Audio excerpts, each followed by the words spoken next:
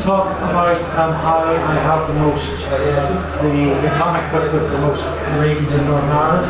Or I can talk about 24-hour comics and how those helped my mad fear of drawing stuff. Even as I reach for the handle and grab. Any preferences? Preference to the first one? Right. Any advance on one vote? Popular coming in Northern Ireland, yeah. Right, okay. So, actually there's a wee bit of a LinkedIn at the top. My mad fear of drawing comics has been most successful in getting that by doing the 24-hour comics challenge. 24 pages for 24 hours, you don't have time to question yourself, you just do it. I got really fortunate the first 2 times I tried that. I come up with really brilliant books. It's a bit risky because I have epilepsy, and you really shouldn't be sitting up doing anything for 24 hours. But my second one, I decided to talk about my experiences, my life, and where that intersected with my epilepsy. So I did this comic called Absence, a 24-hour comic. And not many, about 50 copies, people liked it. And so putting that in my back pocket or bigger pocket, I got involved with, I think Invest Northern Ireland, which was one of the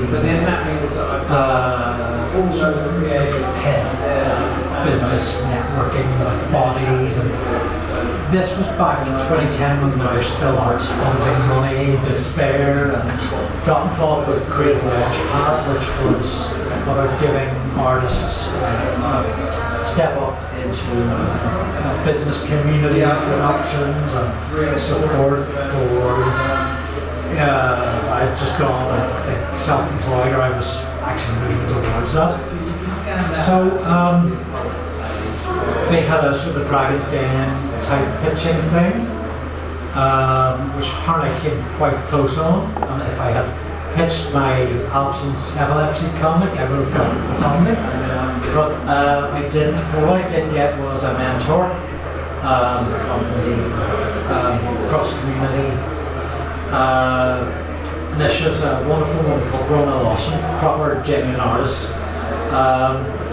And that was kind of funny because I went into her therapy sessions, and essentially after a lot of discussion, we settled on Absence was the thing we were going to do. So we applied to the Unlimited Millennium Awards, which I think is still ongoing. It's not just a millennium thing, I think a social entrepreneur or charity or NGO funding body. It's all non-profit, so it meant what I was doing was for free. So I had this sort of 24-hour comic, which just uses Daniel's. I'll get some of Daniel's flyers as a prop. So my 24-hour comic, and then used that as part of my pitch to Unlimited. My dear friend Stephen Downey, we managed to get him paid very little for drawing it. He had my sort of biro pen 24-hour comic to work from. The fact that a lot of the money from the Unlimited grant was going towards printing, postage. We talked to David Campbell, who at the time was organising the 2D festival in Derry, which is sort of like very similar to Caption. So there's him use your contacts while you were here. David got us a very good printing deal. And Stephen drew it, and then I took a lot of my boxes into my home.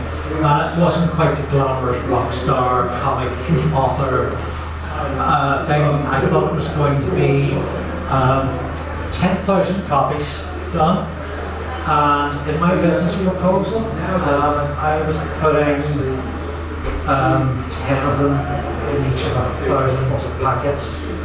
So I've drawn up a list for every hospital in Northern Ireland, every police station, every library, every fire station, a bunch of others of places where I could like leave free stuff, and I spent a number of months just sticking 10 comics in each envelope, licking it, sticking the stamps on. A very boring process. NI Libraries helped us out quite a bit because essentially they let us bundle all their copies into like a central mailing system, so I could cart one box to, I think each of the big was 6 counties, a central library for each, and they distributed them out from there. And yeah, although I've done very little comics work, that's how I did it. Oh, and it was free. I forgot to mention, of course, that was part of the Unlimited thing. It was a non-profit, and it was free. And it actually made much more sense to give the stuff away for free than try and manage like 50p a copy or 10p a copy. And the funding covered the printing. And we having a big name group like Unlimited behind us, Roundtree Foundation type organisation, very good at opening doors and for the press, getting newspaper, radio, websites, interviews. We got invited out a bookstore signing. We did a launch in Belfast. Yeah, and just really nicely treated, alright. So yeah, that was my 15 minutes in Spotlight. It was fun.